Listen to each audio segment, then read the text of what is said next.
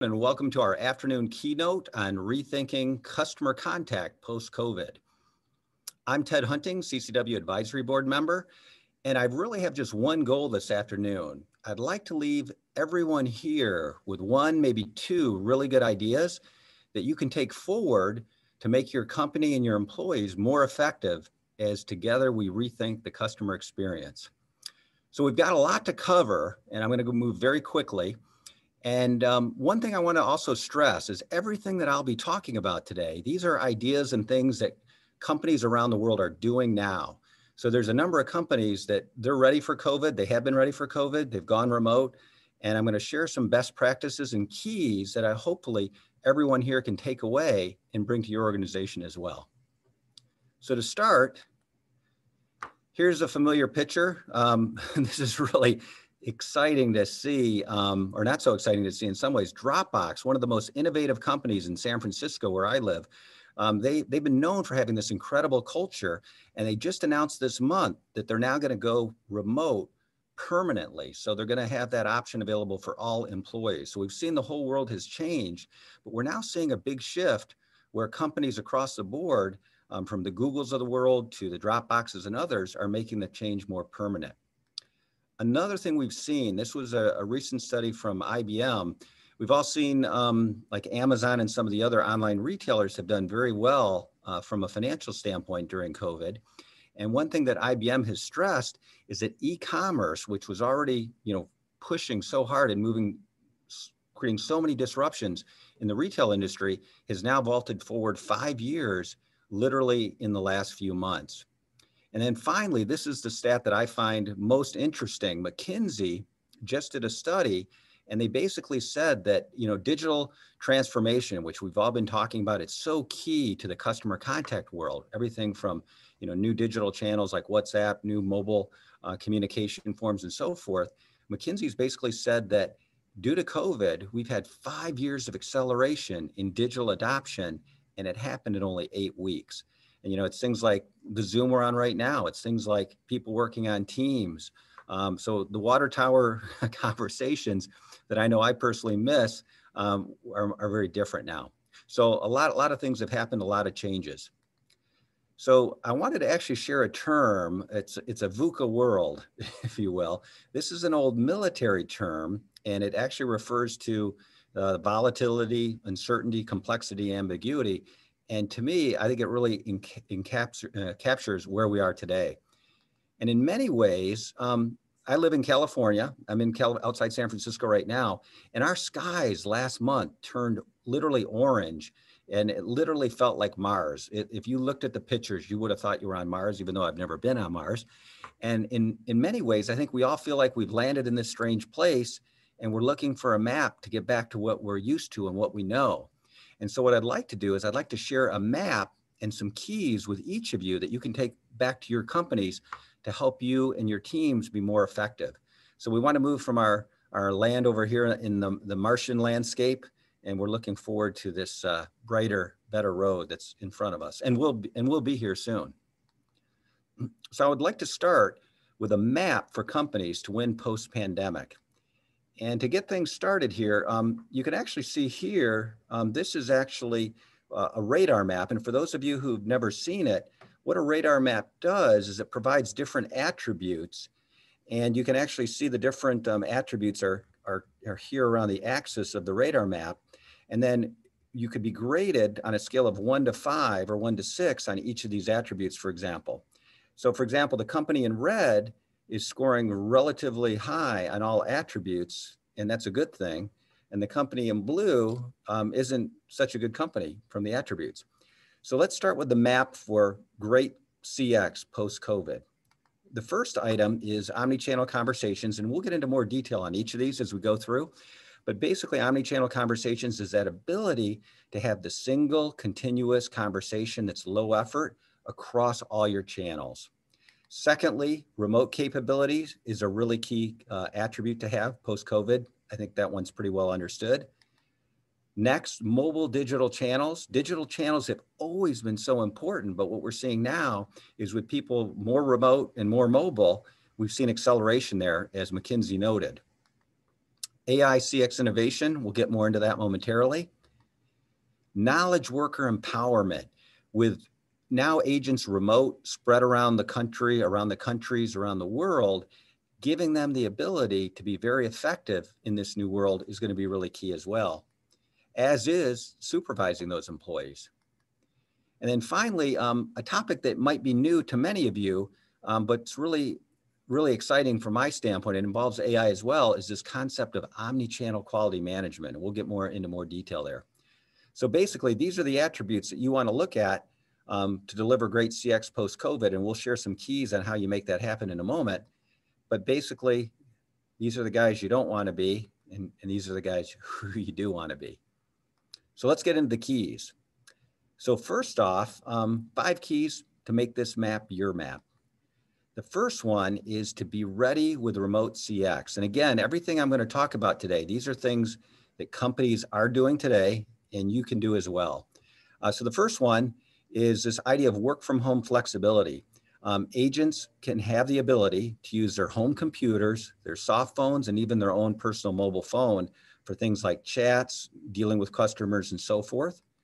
Another aspect is deploying very quickly for nimbleness and business continuity. We actually have a company we work with in Europe who went 100% remote. This is a travel exploration company, 100% remote during COVID.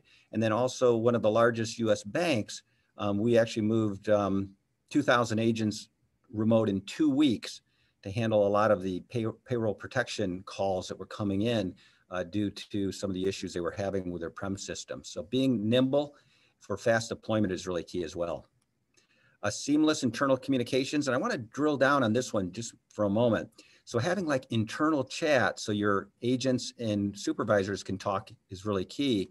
But what we're really seeing a lot of right now is all these companies who've been using Microsoft, and now with the COVID situation, they're finding they've got access to Teams. And we're seeing a lot of Teams being used in the contact center space.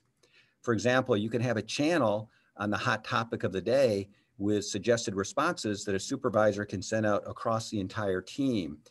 You can also use Teams to bring in, using the presence, to bring in other individuals to help with interactions you're having. So you might be an agent who's doing an SMS with a customer, a chat, maybe you're on a messenger or even on an email, and you can then bring in another employee within the company, an expert, to help out, which is really key in remote.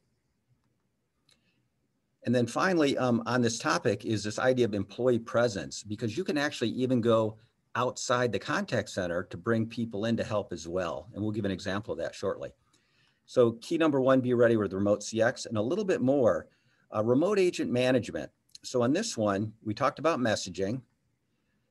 You can also do things like having a remote agent seat map where you can actually see the CSAT by your agents, each individual agent, wherever they may be in any country. So that's really a key item, because then the supervisor can then help out that agent if they see there's an issue. You can also use AI to surface low sentiment interactions, or you can use a word cloud via AI. And I'll share an example of that momentarily.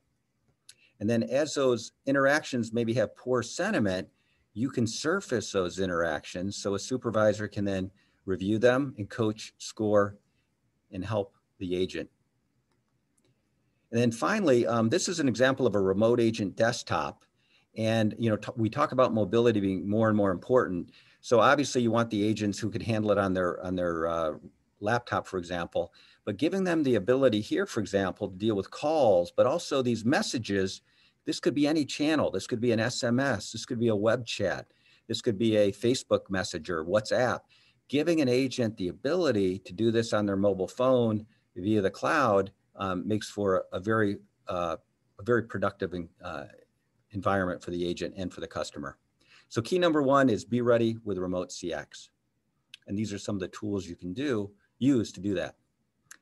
Okay, secondly, key number 2 is really communicating on the mobile digital channels. These are things like SMS, Facebook Messenger, the different messengers.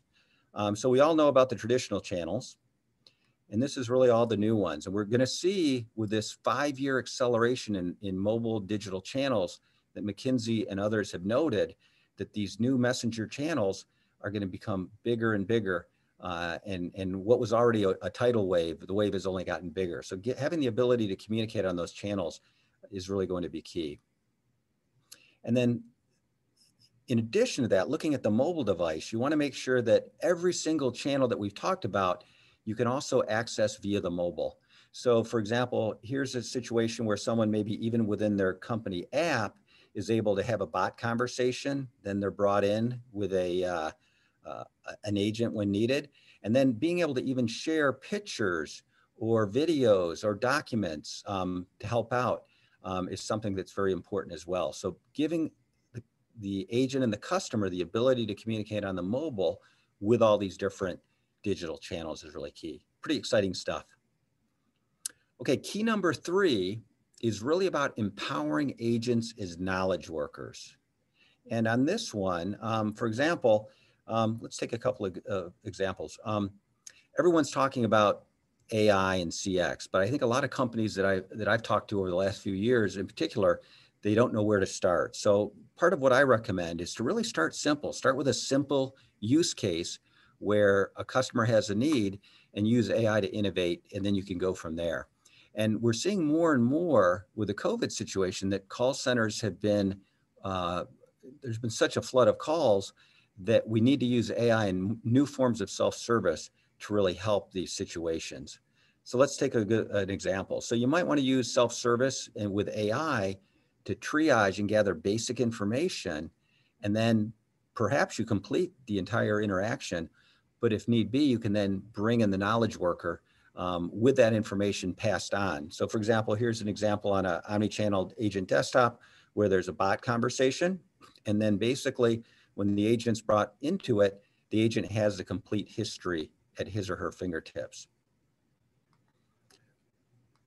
Another example we've talked about already, internal messaging in Teams, so you can communicate to really help and empower those agents as knowledge workers.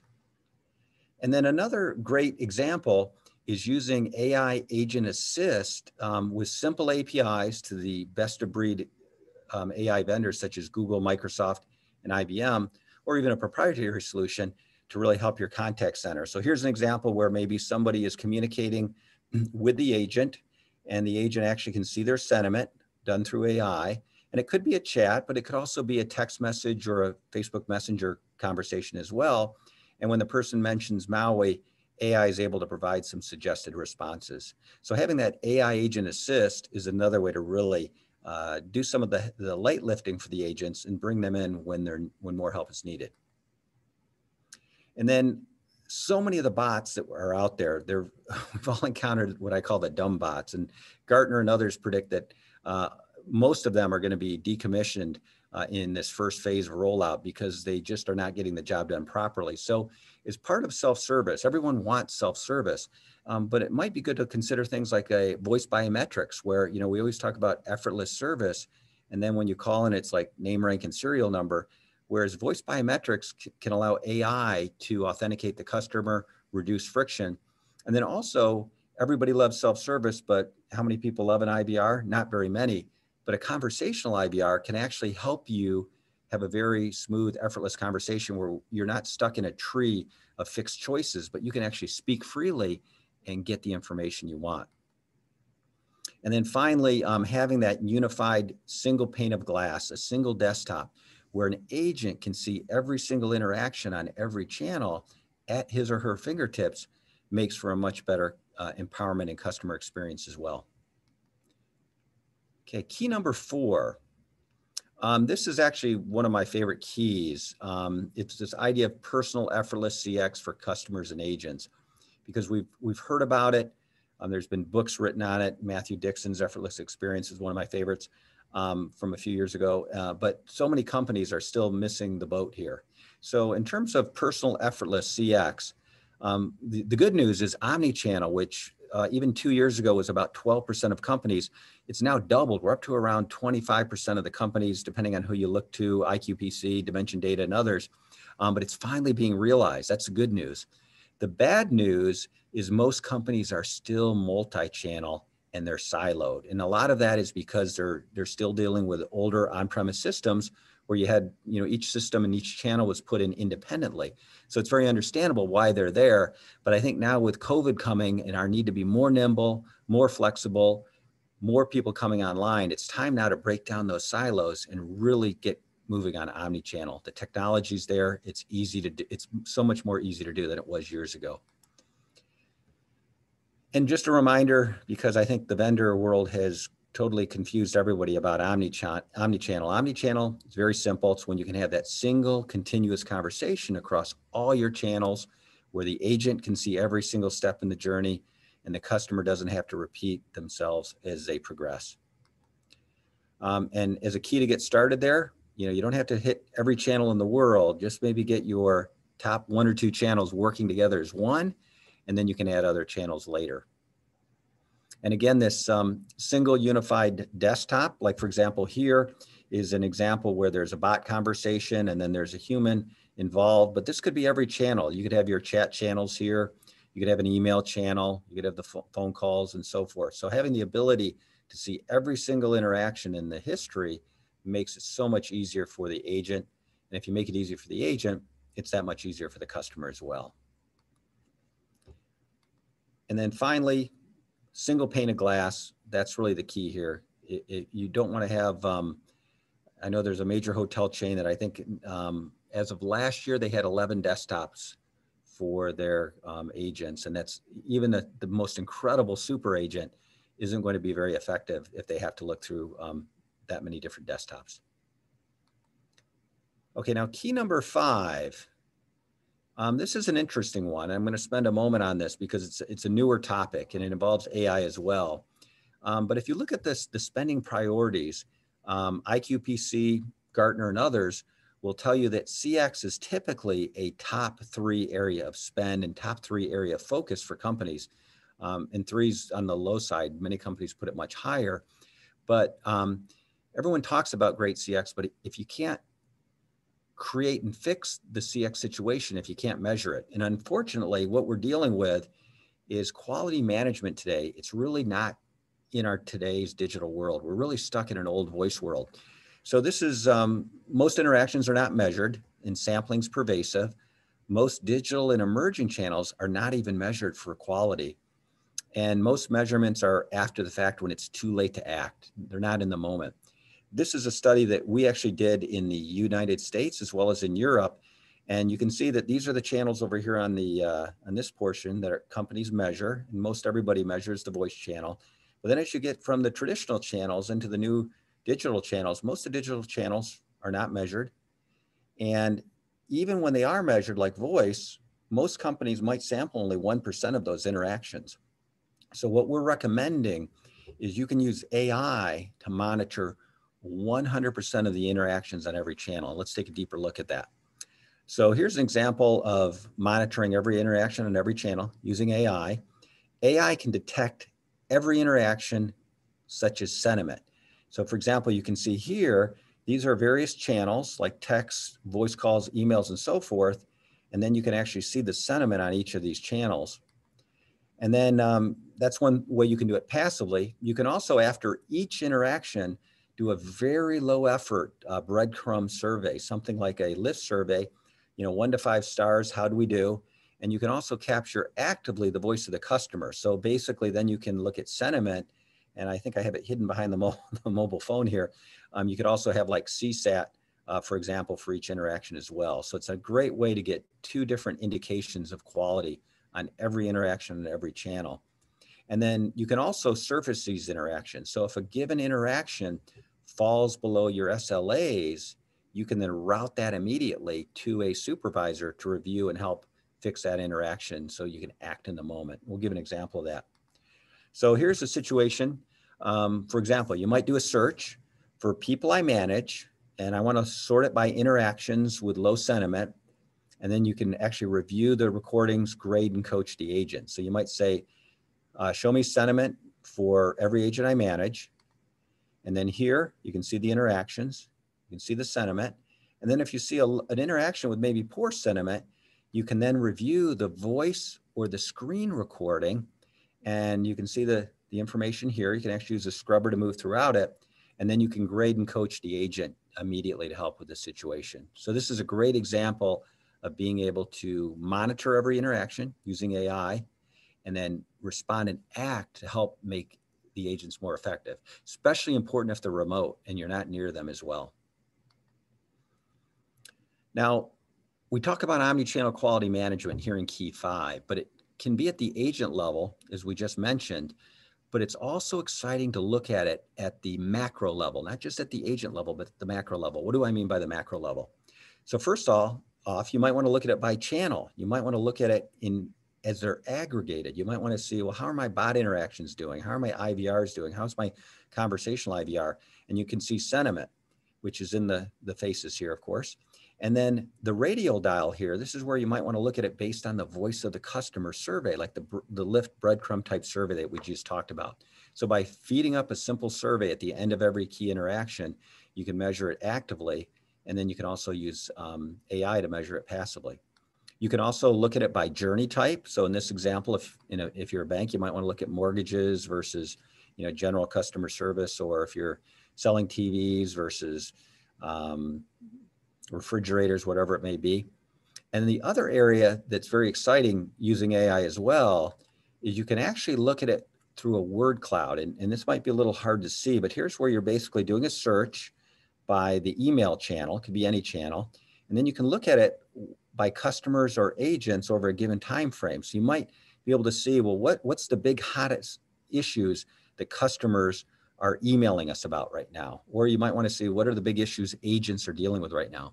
So again, AI, and this example was actually produced with a simple API back to IBM Watson, but you could work with any of the AI providers. You can actually see this information and have it at your fingertips. So basically, to summarize, I know we're going very quickly, but I know I want to keep things exciting in this virtual world. And I wish we were all in a room together to actually share some of this and talk about it a little more interactively. But I wanted to just really share these 5 keys, because these are the 5 keys that you can really use to make this map your map. And I'm going to give a few examples of companies that are doing this today. So things like omnichannel conversations, being ready to go with the remote, being ready with mobile digital channels, AI CX innovation. Those are all some different keys that I've just suggested that you can follow. And they might not all be right for you. It might be one key works for you today, and maybe one of the other keys is right for you tomorrow. But I wanted to share those keys with you, and hopefully you've got one, maybe 2 good ideas that you can take forward, which was really my goal of this presentation. So a few examples before we summarize a few things. Here's a few innovative bright pattern COVID stories. These are companies that are actually putting the 5 keys in action today. The first one, I mentioned, a European travel exploration company. They went 100% remote in weeks. Second largest bank, 2,000 agents were turned on in 10 business days, and they're handling 3 million interactions a month. Really exciting one. This was an insurance company, a smaller regional insurance company, and we had the hurricanes hitting on the east coast of the United States.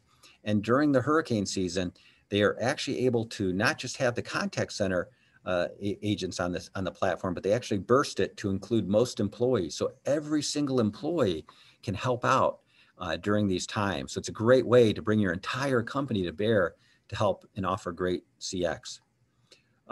Remote agents also, we've been doing some really cool things in the UK, Korea, and for contact center or COVID tracing rather.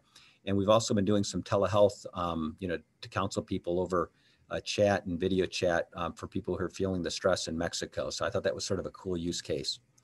Another one is a luxury brand BPO that we work with. They went 100% remote, and they're staying 100% remote with COVID. We also have a company, it's here in the United States. They're the #1 men's hair club. I think a lot of people have been losing hair with COVID, and hopefully it hasn't happened to me yet.